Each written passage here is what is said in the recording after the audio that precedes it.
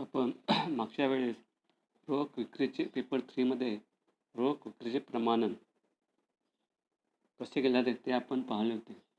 त्यासंबंधी काही मुद्दे राहिले होते, तर ते आपण आज पाहणार आहोत.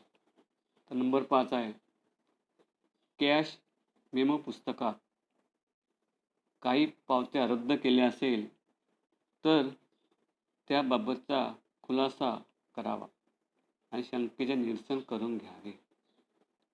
अंकेक्षकाने अधिकृत पुरावा म्हणजे कायदेशीर पुरावा म्हणून खालील प्रमाणके रोख विक्री प्रमाणनासाठी उपयोगात आणावी. तर कोणकोणती प्रमाणके अंकेक्षकाने अधिकृत पुरावा म्हणून समजले जावी? त्याच्यानंतर कॅश मेमोच्या रोखीच्या पावतीची कार्बन प्रत. जेव्हा कॅश पावती तयार केली जाते त्यावेळेस एक कार्बन कॉपी त्याची काढली जाते. तर ती कार्बन कॉपी पुरावा म्हणून समजली जावी. त्यानंतर विक्रेत्याने तयार केलेला सारांश. जो विक्रेता आहे त्याने विक्रीविषयी जो सारांश केला आहे, विक्रीविषयी माहिती ज्या रजिस्टरमध्ये लिहिली आहे, ते पत्रक अंकेक्षकाने पुरावा म्हणून तपासले पाहिजे. त्यानंतर कॅशियर आणि रोखपालाने तयार केलेले नगदी विक्री पत्रक. त्यानंतर रोख पुस्तक कॅशबुक. अंकेक्षकाने रोख पुस्तका अधिकृत पुरावा म्हणून ते उपयोगात आणलं पाहिजे.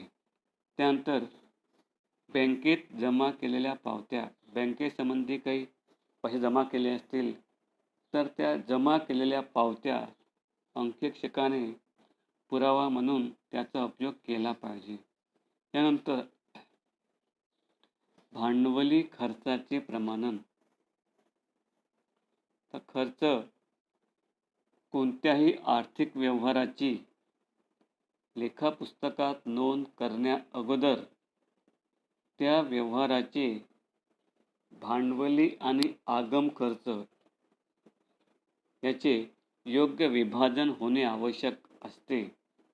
जर खर्चाचे विभाजन बरोबर केले नाही तर नफा तोटा खात्यातील शुद्ध नफा आहे किंवा शुद्ध तोटा आहे हा वास्तविक राहू शकणार नाही आणि व्यवसायाच्या आर्थिक स्थितीची कल्पना येऊ शकणार नाही. म्हणून भांडवली खर्चाचे विभाजन होणे आवश्यक असते. तर भांडवली खर्च म्हणजे काय? तर भांडवली खर्च म्हणजे व्यवसायात खरेदी केलेली वस्तू जी विकण्याच्या उद्देशाने घेतलेली नसते, तर तिचा उपयोग व्यवसायामध्ये सतत चालू ठेवण्याचा असतो. अशा वस्तूसाठी केलेल्या खर्चाला भांडवली खर्च असे म्हणतात. वेगळ्या शब्दात सांगायचे झाल्यास व्यवसायाचा विकास करण्यासाठी स्थिर संपत्तीवर केला जाणारा खर्च म्हणजे भांडवली खर्च होय. व्यवसायाचा विकास करायचा असेल तर त्यासंबंधी जो खर्च केला जातो त्याला भांडवली खर्च असे म्हणतात. तर भांडवली खर्चाची व्याख्या त्याला करायची असेल तर ती पुढील प्रमाणे करता येईल. ज्या खर्चामुळे स्थिर संपत्तीत वाढ होते किंवा ज्यामुळे व्यवसायाच्या नफा मिळवण्याच्या शक्तीत वाढ होते त्या खर्चाला भांडवली खर्च असे म्हणतात. त्यानंतर भांडवली खर्चाची लक्षणे कोणती आहेत? नंबर 1, कोणत्याही स्थिर संपत्तीच्या खरेदीसाठी केलेला खर्च हा भांडवली खर्च म्हणून समजला जातो. उदाहरणार्थ यंत्र खरेदी करणे, फर्निचर, इमारत, वाहन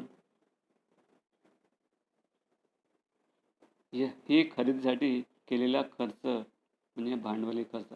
यंत्र आहे, फर्निचर आहे, वाहनं आहे, इमारत आहे यांच्या खरेदीसाठी केलेला खर्च. 2.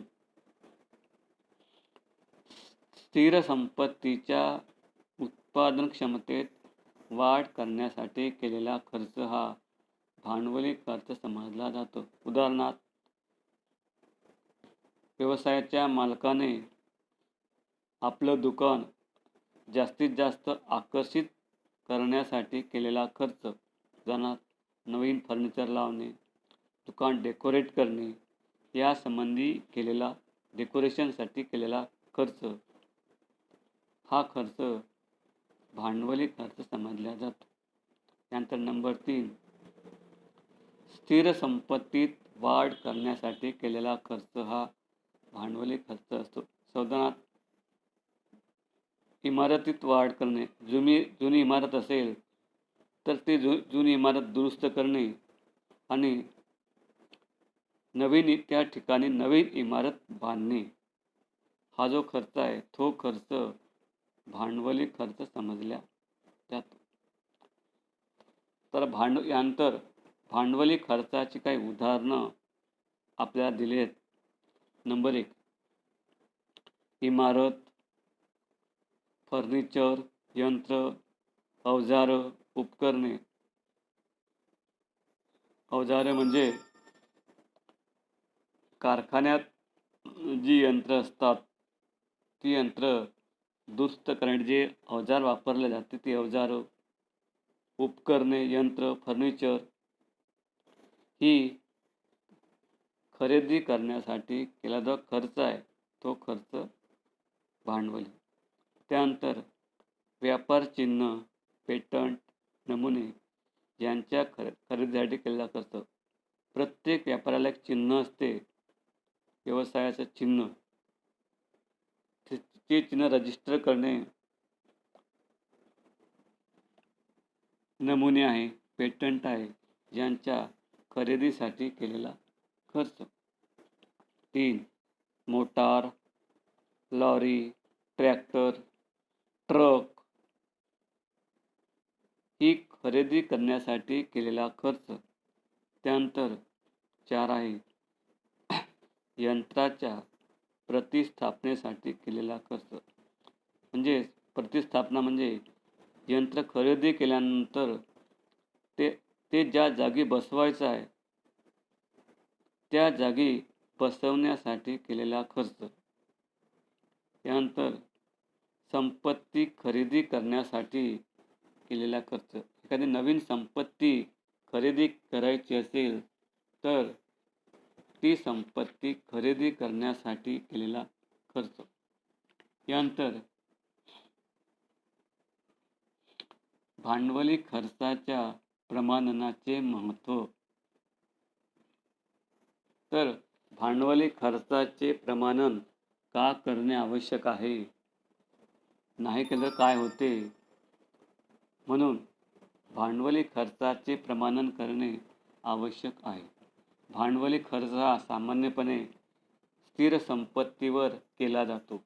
इमारत, यंत्रसामुग्री, जमीन यासंबंधी भांडवली खर्च केला जातो आणि व्यवसायामध्ये हा खर्च प्रचंड प्रमाणावर केला जातो. इमारत बांधणे, यंत्र खरेदी करणे, फर्निचर खरेदी करणे हा खर्च प्रचंड असतो आणि ह्या खर्चावरच व्यवसायाची उत्पादन क्षमता, नफा मिळविण्याची क्षमता अवलंबून असते आणि याच व्यवहारात पैशाची अफरातफर, लबाडी, कपटपणा दिसून येतो. म्हणून अफरातफर झाली किंवा लबाडी झाली तर व्यवसायाच्या उत्पादनाचा दर्जा हा खालावतो आणि व्यवसायाची नफा मिळवण्याची शक्ती कमी होते. म्हणून ह्या खर्चाचे योग्य प्रमाणन होणे आवश्यक असते. तर भांडवली जो खर्च आहे त्या खर्चाच्या काही महत्त्वपूर्ण पदाचे प्रमाणन कसे केले जाते ते आज आपण पाहणार आहोत. तर ही जी जे भांडवली खर्च आहे, तर भांडवली खर्चाचे प्रमाणन करताना खालील मुद्दे विचारात घ्यावे लागतात. तर नंबर 1 आहे आत्मद्रुत मालमत्ता संपत्ती. त्याला इंग्रजीमध्ये फ्री होल्ड प्रॉपर्टी. तर ही जी संपत्ती आहे, या संपत्तीचे प्रमाणन करताना कोणते मुद्दे विचारात घ्यावे? नंबर 1, संपत्तीच्या खरेदी संबंधीचा करार.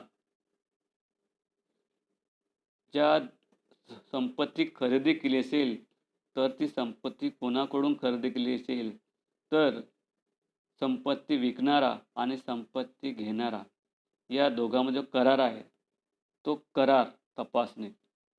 त्यानंतर काही संपत्ती पट्ट्यावर घेतली असेल, लीजवर, तर तो करार चेक करणे. त्यानंतर त्या करारासंबंधी सर्व कागदपत्र, खरेदी संबंधीच्या पावत्या या सर्व पत्रकाचे परीक्षण अंकेक्षकाने करावे. त्यानंतर 2, जमीन आणि इमारत खरेदी केली असेल, तर जमिनीची सर्व कागदपत्र, रजिस्ट्री प्रमाणपत्र,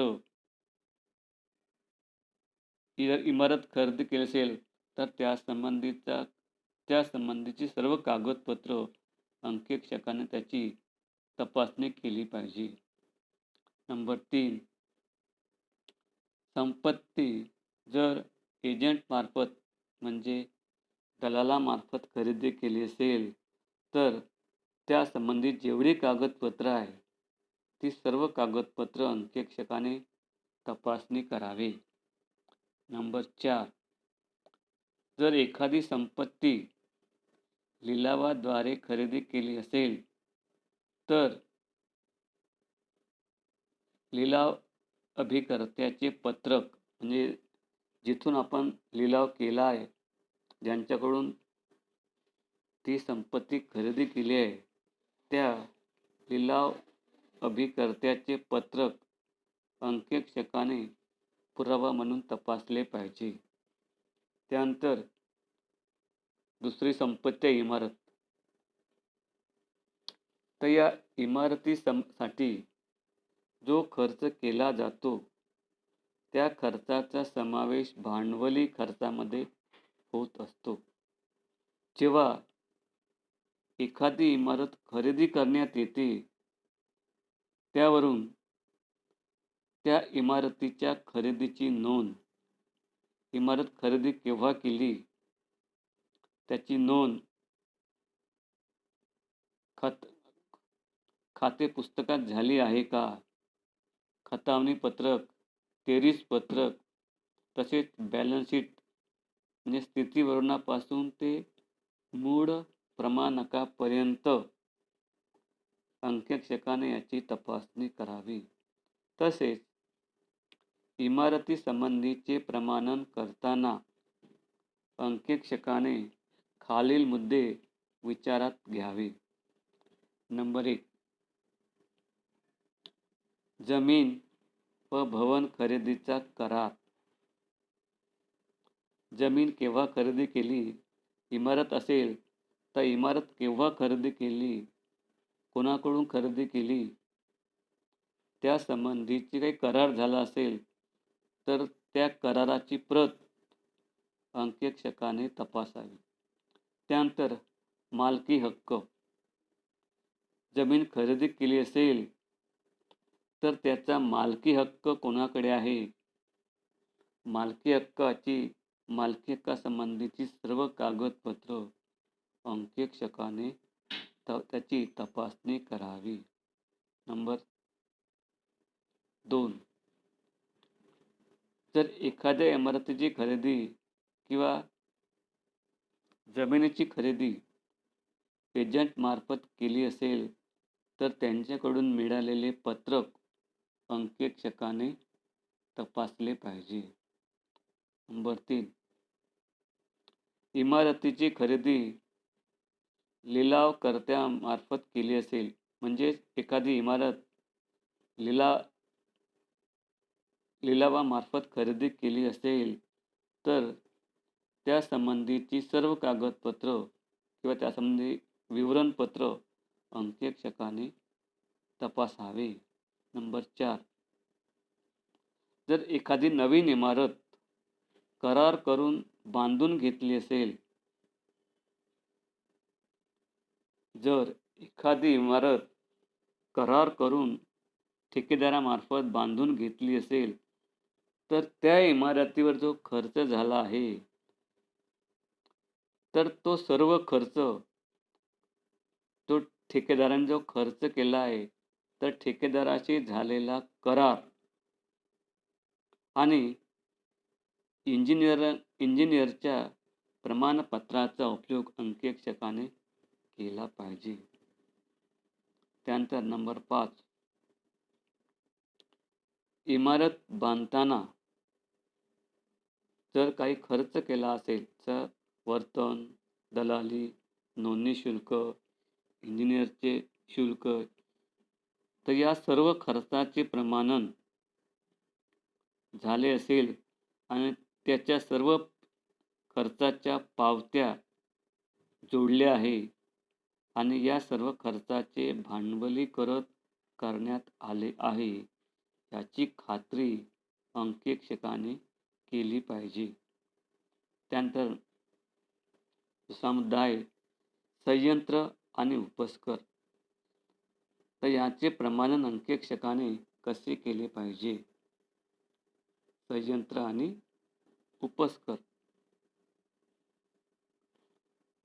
तर पहिला मुद्दा, अंकेक्षकाने प्रथमतः यंत्र आणि उपस्कर हे केव्हा खरेदी केले आहे, त्याच्या खरेदीची नोंद लेखापुस्तकात झाली आहे का, ते केव्हा खरेदी केलं याची खात्री अंकेक्षकाने करून घ्यावी. त्यानंतर दुसरा मुद्दा आहे यंत्र आणि फर्निचर खरेदी करताना काही खर्च केला असेल, तर त्या खर्चाच्या पावत्या, बीजक, आदेश दिला असेल तर त्या आदेशाची प्रत आणि इतर सर्व कागदपत्र अंकेक्षकाने तपासून घेतले पाहिजे. तर तिसरं आहे यंत्र आणि फर्निचर. यंत्र खरेदी केल्यानंतर ते यंत्र योग्य ठिकाणी उभारणी करावी लागते. तर यंत्र स्थापनेसाठी केला जाणारा खर्च आणि जर यंत्र वाहनाने आणलं असेल, तर त्या वाहनाचं भाडं, या सर्व खर्चाचे भांडवलीकरण केले आहे याची खात्री अंकेक्षकाने करून घेतली पाहिजे. चौथा मुद्दा आहे जर एखादं यंत्र लिलावामार्फत खरेदी केलं असेल, तर त्या खरेदी केलेल्या यंत्राचे प्रमाणन ज्या लिलावकर्त्याने पाठवलेल्या विवरणाच्या आधारे करावे. त्यानंतर नंबर 5, बीजक पावती किंवा लिलाव अभिकर्त्यामार्फत रोख पुस्तक आणि संपत्ती लेख्यातील नोंदीची तुलना, यामध्ये काही फरक आहे का, यासंबंधी अंकेक्षकाने खात्री करून घेतली पाहिजे. जर काही व्यवहारासंबंधी शंका असेल, काही व्यवहाराचा संशय आला असेल, तर अशा व्यवहाराचे अंकेक्षकाने परीक्षण केले पाहिजे. त्यानंतर नंबर 6,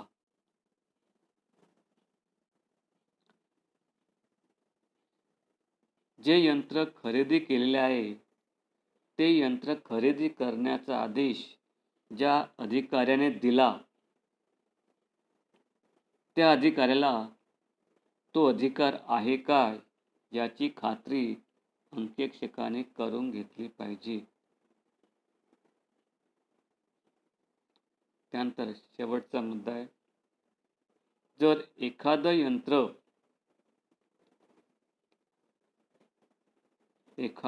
यंत्र इन्स्टॉलमेंट पद्धतीवर खरेदी केलं असेल तर त्या व्यवहारात एकंदर रक्कम आणि आगाम खर्च असे विभाजन केले आहे का याची खात्री अंकेक्षकाने करून घेतली पाहिजे.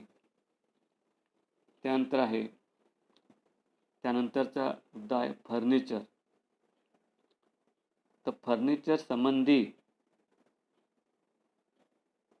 तर फर्निचर खर्चाचे प्रमाणन करताना कोणते मुद्दे विचारात घ्यावे.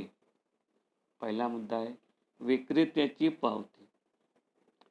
म्हणजे फर्निचर ज्या दुकानातून खरेदी केला आहे त्या व्यापाऱ्याची पावती. नंतर फर्निचरचे बीजक, फर्निचर खरेदीचा आदेश ज्या तारखेला दिला त्या आदेशाची प्रत आणि फर्निचर संबंधी सर्व कागदपत्र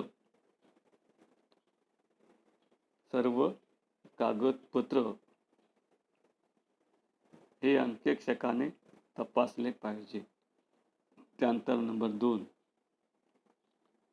फर्निचर ज्या तारखेला खरेदी केला आहे त्याची नोंद फर्निचर लेख्यात केली आहे याची खात्री अंकेक्षकाने करून घेतली पाहिजे. त्यानंतर नंबर 3, फर्निचरसाठी जेवढे खर्च केले आहेत, फर्निचर आणण्यासाठी केलेला खर्च, वाहनाचा खर्च, तर या सर्व खर्चाचे भांडवलीकरण केले आहे याची खात्री अंकेक्षकाने करून घ्यावी. जर फर्निचरे लिलावामार्फत खरेदी केली असेल, लिलावात घेतले असेल तर लिलावकर्त्याकडून जे विवरण मिळते त्या विवरणाचे परीक्षण अंकेक्षकाने केलं पाहिजे. त्यानंतर आहे एकस्वाधिकार, त्याला इंग्रजीमध्ये पेटंट्स असे म्हणतात. एकस्वाधिकाराचे प्रमाणन करण्यासाठी अंकेक्षकाने खालील मार्गाचा वापर केला पाहिजे. नंबर 1, एकस्वाधिकार खरेदीचा करार पाहावा. म्हणजे एकस्वाधिकार कोणत्या तारखेपासून तर कोणत्या तारखेपर्यंत आहे त्या संबंधीचा करार अंकेक्षकाने पाहिला पाहिजे. जर एजंट मार्फत खरेदी केली असेल तर एजंटचे पत्रक त्यांनी तपासले पाहिजे. नंबर 2, एकस्वाधिकार ज्या तारखेला खरेदी केला असेल त्या पावतीवरून ती तारीख, रक्कम आणि इतर सर्व माहिती रोख पुस्तकात लिहिली आहे, नोंदवली आहे याची खात्री अंकेक्षकाने केली पाहिजे. नंबर 3, एकस्वाधिकार खरेदीसाठी केलेला खर्च हा भांडवली स्वरूपाचा खर्च आहे आणि जर नवीन खर्च असेल तर तो मात्र आगम स्वरूपाचा आहे. तर तशी नोंद लेखापुस्तकात झाली आहे किंवा नाही हे अंकेक्षकाने तपासून घ्यावे. नंबर 4, जर रकमेचे शोधन बँकेतून झालेले असेल तर चेकबुक आणि ग्राहक पुस्तक याची तपासणी अंकेक्षकाने करावी. आणि त्याचा शेवटला मुद्दा आहे विनियोग म्हणजे गुंतवणूक, इंग्रजी इन्व्हेस्टमेंट. विनियोग खरेदी खर्चाचे प्रमाणन खालीलप्रमाणे केले पाहिजे. नंबर 1, विनियोगाची खरेदी सामान्यपणे एजंट मार्फत केली जाते. मध्यस्थ, तर या मध्यस्थाकडून मिळालेले खरेदी पत्र हे विनियोगाचा खरेदीचा पुरावा म्हणून मानले जाते. म्हणजे विनियोग ज्या एजंटमार्फत खरेदी केली आहे, मध्यस्थामार्फत, त्या मध्यस्थाकडून जे खरेदी पत्र मिळते ते पुरावा म्हणून मानले जाते. त्यानंतर नंबर 2, जर बँकेमार्फत विनियोग खरेदी केले असेल तर अंकेक्षकाने ग्राहक पुस्तिकेची तपासणी करावी. नंबर 3, जर विनियोग लाभांशासहित खरेदी केले असेल तर लाभांशाची जितकी रक्कम आहे ती रक्कम आगम खर्च आणि बाकीची रक्कम मात्र भांडवली खर्च दाखवली आहे याची अंकेक्षकाने तपासणी करावी. नंबर 4, कंपनीने निर्गमित केलेले अंश आणि भाग जर पक्षकाराने खरेदी केले असेल तर अंकेक्षकाने जे बँकेची पावती ही आणि बाकी सर्व कागदपत्र चेक करावी. तर या ठिकाणी आपण भांडवली खर्चाचे प्रमाणन कसे करावे आणि त्याचे महत्त्व काय आहे यासंबंधी माहिती पाहिलेली आहे.